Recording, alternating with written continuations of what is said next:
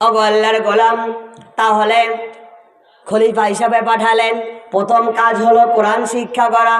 এরপর কি করা? আপনি কিভাবে এই দুনিয়াতে দিন ইসলামের কাজকে বাস্তবায়ন করবেন? আপনাকে প্রত্যেকটা কাজ করতে হলে আগে নিয়ত করতে হবে, আমার পক্ষ থেকে যদি একটি আয়াত জানো তা অপরের কাছে পৌঁছে দাও। সম্মানিত হাজিরিন, আমি আপনি যদি নামাজ পড়ি, আমি আপনি যদি কোরআনে একটি আয়াত জানি, সেই একটি আয়াত অপরকে শিক্ষা করাবো, অপরকে শিখাবো। আমি নামাজ পড়তে আসলে আমার ভাই, আমার সন্তান, আমার চাচা যারা সালাত আদায় করতে আসে না, তাদেরকে নামাজের জন্য আহ্বান করব, নামাজের জন্য দাওয়াত দেব। সম্মানিত হাজিরিন, এইটা হলো বাল্লিগু আন্নি ওয়ালাউ আয়াত, আমার পক্ষ থেকে একটি আয়াত জানলে তা অপরের কাছে পৌঁছাও। সেইটা কিভাবে পৌঁছানো লাগবে? আল্লাহ রাব্বুল আলামিন বলেন, ওমান আহসানু কাওলাম মিম্মান দা ইলাল্লাহি ওয়া আমিলাস সালিহা ওয়া ক্বালা ইন্নানি মিনাল মুসলিমিন। তার কথার চেয়ে আর কার কথা উত্তম হতে পারে যে মানুষকে আল্লাহর দিকে ডাকে এবং ঘোষণা করে আমি মুসলমানদের অন্তর্ভুক্ত। জোরে বলেন না সুবহানাল্লাহ। সম্মানিত হাজিরিন, তাহলে নিজেকে মুসলমান দাবি করে, নিজে কোরআন শিক্ষা করে, নিজের বুকের মধ্যে নিয়ে আমার অপর ভাইকে, আমার সন্তানকে, আমার চাচাকে, আমার পাড়া প্রতিবেশীকে আমরা আহ্বান করব, আমরা দাওয়াত দেব। সম্মানিত হাজিরিন, আমাদের সমাজে অনেকেই দেখবেন কোরআন পড়তে পারে বা কোরআনের জ্ঞান বোঝে, কোরআনের জ্ঞান লালন করে, কিন্তু কিছু সামাজিক কাজের জন্য, কিছু শয়তানি শক্তির জন্য তারা কোরআনের কথাগুলো ভুলে যায়, নামাজের বিধিবিধানগুলো ভুলে যায়। আল্লাহ যে সৃষ্টিকর্তা, আল্লাহ যে সকল ক্ষমতার উৎস, ওই আল্লাহর কাছে আবার ফিরে যেতে হবে, এইটা ভুলে যায়। সম্মানিত হাজিরিন, আপনারা বলুন তো, এই দুনিয়া সৃষ্টি করেছেন কে?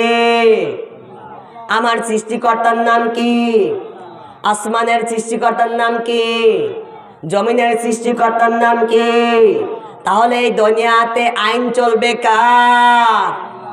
তাহলে যদি এই দুনিয়াতে আইন যদি চলবে আল্লাহর, চলে কার? আল্লাহর আইন কি চলে? ওগো আল্লাহর গোলাম, আমি আপনি মুসলমান হিসাবে দাবি করি, যদি আমি আপনি কোরআনের আইনের পক্ষে না আসি, আমি যদি সব কিছু বোঝার পরেও একজন বিড়িখোর, সিগারেটখোর, গাঁজাখোরকে এমপি বানাই, মন্ত্রী বানাই, চেয়ারম্যান বানাই, মেম্বার বানাই, তাহলে ওরাই তো প্রতিনিধিত্ব করবে। ওরা যখন সমাজে কাজ করবে, ওই বিড়িখোর, গাঁজাখোর ওদেরকেই কাজ করবে। ওরা কি মসজিদে নামাজ পড়তে আসে? ওরা কিন্তু মসজিদে নামাজ পড়তে আসে না। ওরা গরিব মানুষের পাশে আসবে না। যদিও আসে, একটু কাজ করে ফেসবুকে ছেড়ে দেবে, অনলাইনে ছেড়ে দেবে, মানুষকে দেখানোর জন্য, আল্লাহকে খুশি করার জন্য নয়।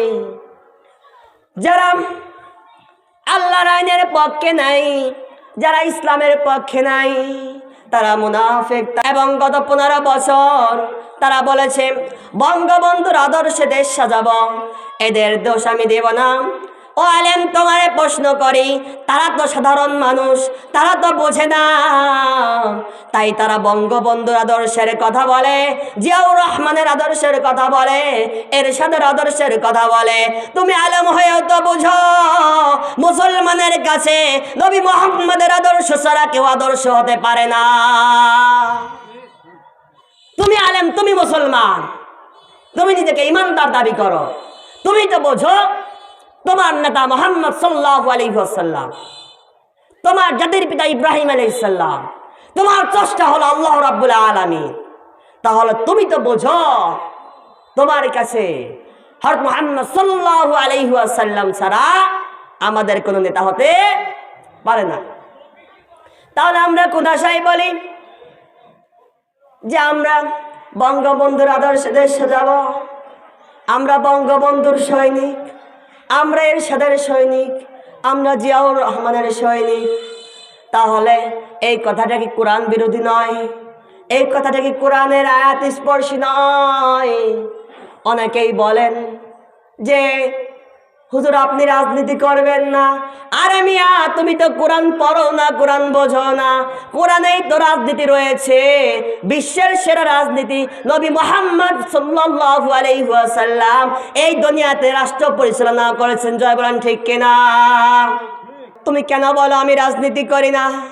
যদি আমরা মুসলমানরা বলতে পারতাম, বুঝাইতে পারতাম আমরা দল আলাদা আলাদা করব, অসুবিধা নাই, বিএনপি আওয়ামী লীগ জাতীয় পার্টি থাকুক, কোনো আপত্তি নাই, কিন্তু এক জায়গায় আমরা এক হতে পারি, যেই দলই ক্ষমতায় যাবে ধর্ম নিরপেক্ষ সংবিধান না, কোরআন দিয়ে দেশ চালাতেই হবে।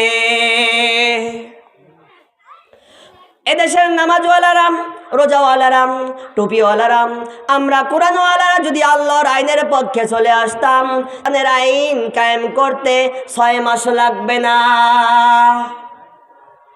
এদেশের হাজার হাজার আলেম এখনো কোরআনের আইনের পক্ষে নাই, হাজার হাজার আলেম, এবং ওরা বলেন আমরা কোনো রাজনীতি করি না। তো তুমি রাজনীতি না করলে কোরআন সংসদে কোরআন তো নিজে হেঁটে হেঁটে যাবে না। আল্লাহ রাব্বুল আলামিন বলেন ওয়াইদা কিলা লাহুম তাআলাউ ইলা মা আনজালাল্লাহু ইলা রাসূলি রাআইতাল মুনাফিকিনা ইয়াসুদ্দু আনকা সুদুদা। আল্লাহ বলেন ও প্রিয় নবী, যখন তাদের বলা হবে আসো আসো, তাআলাউ আসো আল্লাহর কোরআনের দিকে, রাসূলের হাদিসের দিকে, লিয়াহকুমা বাইনাহুম,